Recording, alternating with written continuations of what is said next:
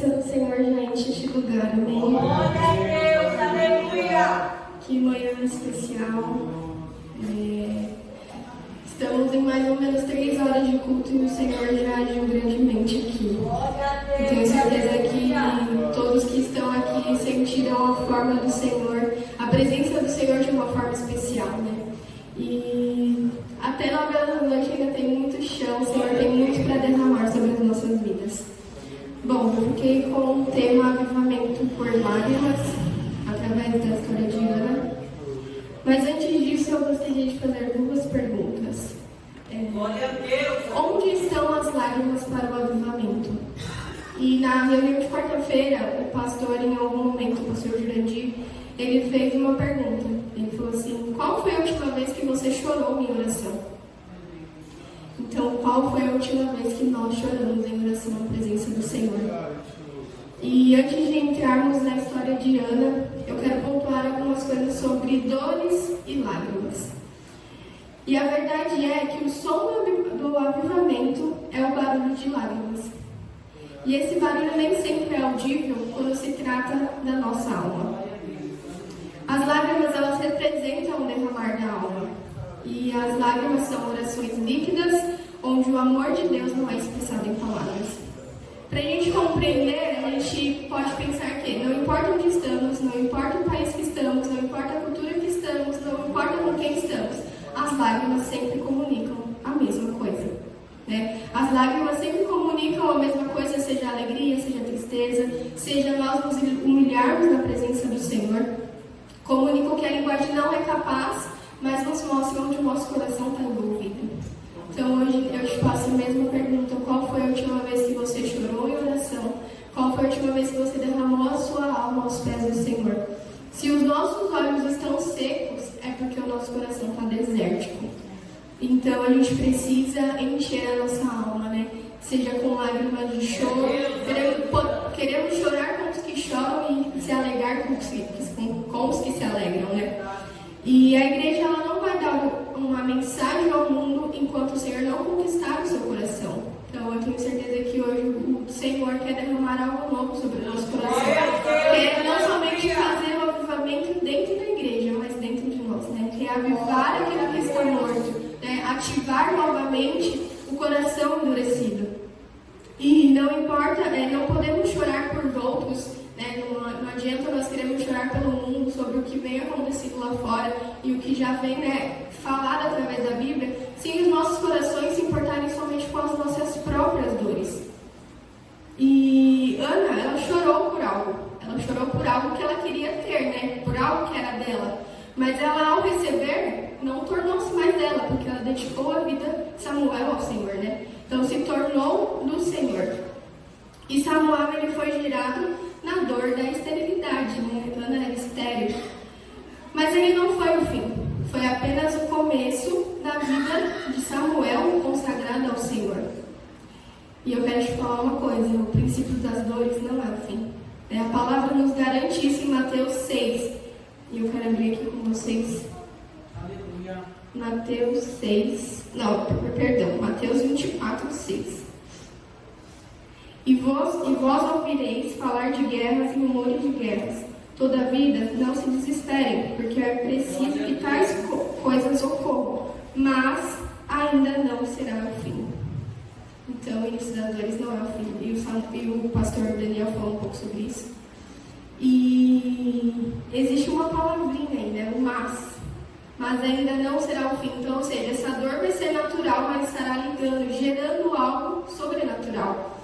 E o mas na língua portuguesa é uma conjugação. E o que é uma conjugação? É ligar uma coisa a outra. Então a dor natural estará ligando, gerando algo sobrenatural que vai acontecer no céu e na terra. A vida do Senhor é nos prometida, né? Então a dor natural estará gerando algo sobrenatural sobre a terra e sobre o céu. E nós já temos vivido isso, nós já temos presenciado isso, né? Não somente dentro da igreja, mas as notícias estão ali. Mateus 24 fala sobre os princípios da dores, mas elas nos garante, não é o fim, ainda não é o fim. Então, o nosso coração precisa estar centralizado na presença do Senhor, para que quando essas dores realmente comecem a acontecer, o nosso coração esteja no lugar certo. lugar certo. No momento que chorarmos na presença do Senhor, Ele vai vir com o teu Espírito Santo. A palavra fala, né? O Espírito Santo intercede por nós com gemidos inexprimíveis. O avivamento é dado à igreja, mas o fim não é nela. O fim não está nela. O Senhor está voltando, isso é um fato. A Bíblia já nos garante isso. E como nós estamos nos portando para a vinda do Senhor. Né? O pastor Daniel falou o que acontecia, o avivamento no passado, mas também o avivamento aconteceu, né, para nos mostrar que o Senhor está voltando. Amém? Então é tempo de chorarmos e clamarmos pelo arrependimento genuíno, algo que também já tem sido ministrado na manhã de hoje. Bom, falando um pouquinho de Ana. Ana é aquela que ecoou o som, que não se tornou audível aos ouvidos humanos, mas alcançou os ouvidos do Senhor. E eu quero ler com vocês 1 Samuel, a partir do versículo 9, que diz assim: Certa ocasião em Siló, logo depois de haverem terminado de comer e beber, estando o sacerdote ali sentado numa cadeira junto a um dos pilares, à entrada do santuário do Senhor, Ana se levantou e, com a alma profundamente sofrida, chorou muito e orou ao Senhor. E fez o seguinte voto: Ó Senhor Todo-Poderoso, se quiseres dar atenção à humilhação da tua serva, e te lembrares de mim, e não te esqueceres da tua serva, mas me concederes um filho homem, então prometo que dedicarei a ti, Senhor, por todos os dias da sua vida, e o seu cabelo e a sua barba jamais serão cortados. Enquanto ela seguia em sua oração na presença do Senhor, Eli observava o movimento da sua boca. Como Ana estava orando silenciosamente, seus lábios se mexiam, mas não se ouvia o som da sua voz. Então ele imaginou que ela estivesse embriagada e lhe repreendeu: Mulher, até quando andarás embriagada? Livra-te do teu costume de beber vinho. Entretanto, Ana lhe replicou com essas palavras: Oh não, meu senhor, pelo contrário, sou uma mulher tomada pela amargura. Não bebi vinho ou qualquer bebida fermentada. Estava assim a derramar a minha alma diante do Senhor. Não julgues a tua serva como uma mulher vadia. Estava orando daquele modo, e até agora, pois, estou muito triste e desesperada. Então ele lhe disse: Vá-te na paz do Senhor, e que o Deus de Israel te conceda o pedido que lhe fizestes. Ao que ela respondeu: Que a tua serva alcance graça diante de ti, e que pense sempre bem da minha pessoa. Em seguida, Ana seguiu o seu caminho, comeu, e em seu rosto já não havia mais desalento. Bem cedo, no dia seguinte, Eucana e toda a sua família levantaram-se e, depois de haverem adorado ao Senhor, retornaram para casa em Ramá. Eucana teve relações com a sua esposa, e o Senhor se lembrou dela. Responderam favoravelmente à sua oração. Assim, Ana engravidou, e no devido tempo deu à luz a um filho, que se chamou Samuel, explicando: Eu roguei ao Senhor. Então, quando no ano seguinte Eucana subiu novamente com toda a sua família para oferecer o sacrifício anual ao Senhor e para cumprir o seu voto, Ana, porém, não foi com eles, e justificou a seu marido: Não irei antes que o menino desmame. Antes eu o levarei, e será apresentado perante o Senhor, e ele ali morará para sempre. Replicou Eucana, seu marido: Faz o que parecer melhor, fica aqui com o menino até que desmame, tão somente realize a sua palavra. Assim ficou ela em casa e criou seu filho até que desmamou. Depois de desmamá-lo, quando o menino ainda era pequenino, Ana levou à casa do Senhor em Siló, com um novilho de 3 anos, uma medida de farinha com cerca de 20 quilos e uma vasilha de couro cheia de vinho. Eles sacrificaram o novilho e levaram o menino à presença de Eli, e ela declarou: Ah, meu Senhor, tão certo como tu vives, meu Senhor, eu sou a mulher que esteve aqui contigo orando ao Senhor. Naquela ocasião eu suplicava a Deus por essa criança, e o Senhor me concedeu o pedido que fiz. Por esse motivo, agora eu, de minha parte, entrego ao Senhor por toda a sua vida, será dedicado ao Senhor, e ali adorar ao Senhor. E eu quero pontuar alguns versículos com vocês. No versículo 10 diz: E com a alma profundamente sofrida, chorou muito e orou ao Senhor. Ou seja, o som do avivamento é o barulho das lágrimas vindo da alma. Ana, além de rasgar o seu coração, ela fez uma ação, ela orou ao Senhor, né? Então, a verdade é que não basta rasgarmos nosso coração se nós não entendermos o passo da oração. Não adianta a gente querer rasgar, chorar, mas nós não suplicarmos ao Senhor, né? O avivamento é exatamente isso, é o anseio que vem da alma e a oração que abala o som entre a terra e o céu. E o versículo 11 diz assim: ó Todo-Poderoso, se quiseres dar atenção à humilhação da tua serva. Em 2 Crônicas 7,14 diz assim: se o meu povo, que chama pelo meu nome, se humilhar e orar, buscar a minha face, se afastar dos seus maus caminhos, dos céus eu ouvirei, perdoarei os seus pecados e curarei a sua terra. Se humilhar e orar, mais uma vez, uma ação. Se afastar dos seus caminhos, o arrependimento genuíno dos nossos pecados. Está escrito. O que a gente está esperando? Às vezes a gente sempre quer, eu não lembro quem falou isso, quem falou isso, eu quero esperar alguém famoso vir aqui para falar algo que já está escrito. A gente precisa apenas praticar e aplicar ao nosso cotidiano, né? Não somente vindo à igreja, mas no nosso cotidiano que a Bíblia nos diz. É nos humilharmos, é orarmos ao Senhor, clamarmos a Ele, que o som da nossa oração chegará até Ele. No versículo 15, reforça mais uma vez aonde a nossa alma deve estar, né? Que ele diz que não bebi vinho ou qualquer bebida fermentada, estava assim a derramar a minha alma diante do Senhor.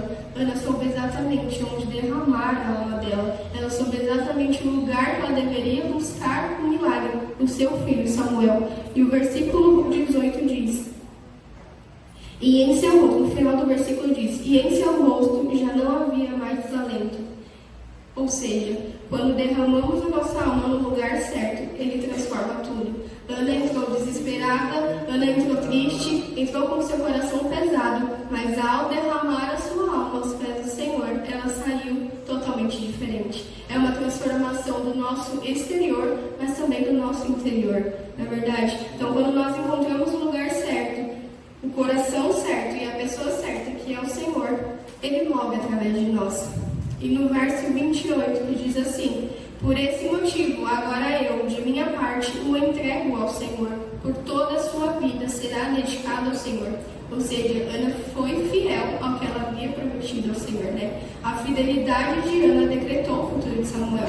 Samuel se tornou um dos maiores líderes de Israel, graças à fidelidade também da sua mãe, né? Ela pediu um filho e falou: se o Senhor me dá, eu te prometo a vida dele, o resto da vida, né? E assim Ana fez. Será que estamos dispostos a ter a fidelidade de Ana hoje? A derramar a nossa alma ao Senhor e sermos fiéis até o derramar, o grande derramar do Espírito Santo? Eu tenho certeza que o Senhor já tem derramado sobre as nossas vidas uma porção, né, do grande avivamento.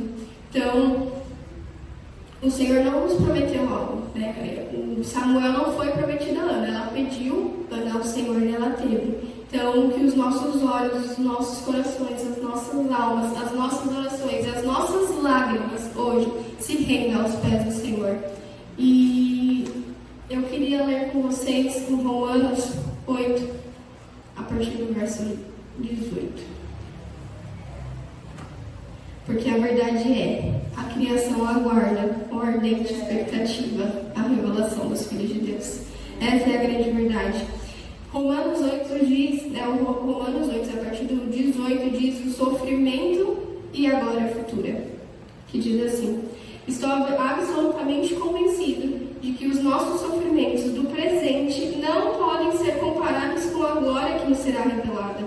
A própria natureza criada aguarda com vívido anseio que os filhos de Deus sejam revelados, porque a criação foi submetida à inutilidade, não por sua livre escolha, mas por causa da vontade daquele que a sujeitou, na presença de que também a própria natureza criada seja libertada do cativeiro de degeneração em que se encontra, recebendo a gloriosa liberdade outorgada aos filhos de Deus. Sabemos que até hoje toda a criação geme e padece com dores de parto, e não somente ela, mas igualmente nós, que temos os primeiros frutos do Espírito. Também gememos em nosso íntimo, esperando com ansiosa expectativa por nossa adoção como filho à redenção do nosso corpo.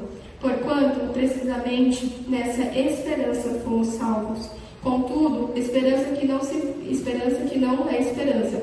Pois como pode alguém anelar por aquilo que não está vendo? Porém, se esperarmos por algo que ainda não podemos ver, com paciência aguardamos. Do mesmo modo, o Espírito nos auxilia em nossa fraqueza, porque não sabemos como orar. No entanto, o próprio Espírito intercede por nós com gemidos inexprimíveis e serem expressos por meio de palavras. E aquele que sonda os corações conhece perfeitamente qual é a intenção do Espírito, porquanto o Espírito suplica pelos santos em conformidade com a vontade de Deus. Ou seja, o Espírito intercede por nós com gemidos inexprimíveis. E gemidos inexprimíveis significa literalmente sem palavras. Ou seja, aquilo que nós não conseguimos falar. O Espírito Santo intercede por nós. Porque aqui nesse versículo já nos diz, nós não sabemos como orar. Mas o Espírito Consolador, que foi nos dado quando Jesus subiu aos céus, ele faz isso por nós. Então, levar a Deus aquilo que palavras humanas não são suficientes, né? E o Kel citou, Salmo 126, que eu também quero ler com os irmãos, sobre semear lágrimas.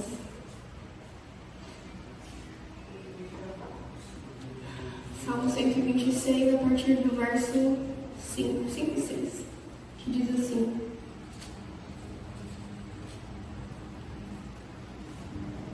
Os que em lágrimas semeiam, em júbilo ceifarão. Aquele que parte chorando enquanto lança semente, retornará entoando cântico de louvores, trazendo seu feixe. Em outra tradução fala que aqueles que semeiam chorando façam a colheita com alegria. Aqueles que saíram chorando, levando a semente para semear, voltarão cantando, cheios de alegria, trazendo nos braços feixes da colheita.